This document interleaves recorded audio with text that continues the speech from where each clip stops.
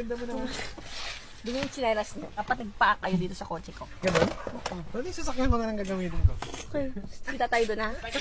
Bakit pag sasakyan ko yung gamit, parang dumi lang kayo ng dumi, wala kayong pakialam. Pero pag sasakyan mo, parang ayaw mo Diba madumi. rockstar ka? Hindi yun sa ganun. Wild ka. Hindi yun sa ganun. Paa mo. Kita mo. Hindi yun sa ganun eh. Pag sumasakay ako ng sasakyan, sakay ako dito sa sasakyan mo, dumi. Nalilinis. Pero pag sasakyan ko, wag niyo dumihan. Anong sagot mo? Okay lang. Oo. Bakit pag sasakyan ko? Okay lang yan. Lilinis na naman yan eh. Pag sasakyan mo, bawal. Kasi yung sasakyan mo, lagi natin nagagamit. So, lagi yan nakikita. Madumi, mabilis malinisan. Yung akin, minsan lang siya nakikita. Minsan lang siya nagagamit. So given na lang na madumi siya?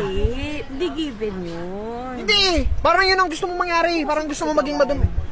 Ang sinasabi ko, nadudumihan yung sasakyan. At talaga, kasi ginagamit. Diba? Ginagamit. Kasi pero bakit yung sa sasakyan mo, lakad ng- napipigilan? Kasi yung lakad ng sasakyan mo, pang rockstar. Hindi pang Ate, rockstar.